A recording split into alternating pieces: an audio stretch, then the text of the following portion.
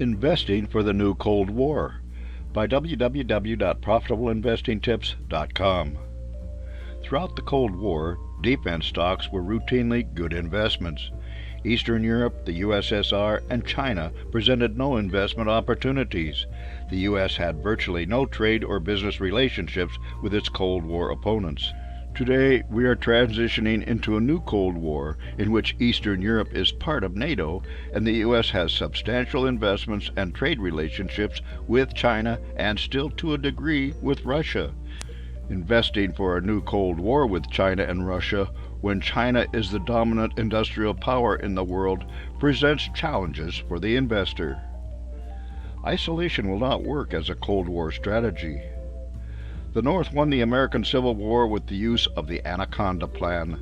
Their navy blockaded the southern states from the sea and controlled the Mississippi River, while the Army held the North. This choked off the South economically and deprived them of being able to export cotton and receive arms and industrial goods from Great Britain. The U.S. and its allies used the same strategy of encirclement with the USSR, Eastern Europe, and China. It developed diplomatic and trade relationships with China in order to pry it away from dependence on Russia. In the end, the USSR ran out of money trying to maintain its empire and keep up with the American Star Wars advanced missile program. This approach is not going to work today.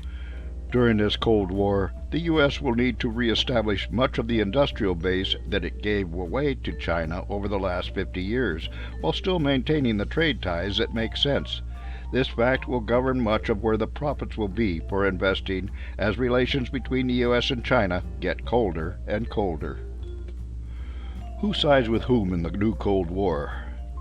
During the first Cold War, China did not have much to offer the world in order to gain either allies or at least keep other countries from joining into alliances with the U.S. Today, China has trade relationships with virtually every nation on Earth and is the largest trade partner for many. It has been involved in construction projects and acting as mediator for disputes such as with Iran and Saudi Arabia. Today, pretty much nobody could cut off trade with China without a lot of pain. The same goes for Russia, which is a huge supplier of oil, natural gas, fertilizers, and strategic minerals. Countries like Indonesia and India do not want to take sides in the war in Ukraine, but rather buy Russian oil and natural gas at discounts and keep receiving Russian fertilizer and grain while Ukraine has difficulty shipping its own grain. Stocks that could benefit from a new Cold War. As a new Cold War develops, the U.S. and its allies will work to become less reliant on China and Russia for raw materials and finished products. Specifically, strategic minerals include lithium, oil, natural gas, finished lithium batteries, advanced circuit boards, and both medical supplies and medicines. Expect to see cybersecurity become a major focus of the military and civilian sectors. As the U.S. and its allies work to bring these products and services back on shore, or at least out of China and Russia, companies in the West that can pick up the slack will prosper. Investments based on a new Cold War will focus on economic independence.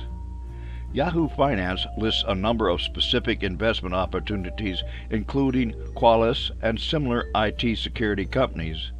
Leidos Holdings offers security services more focused on the needs of the military.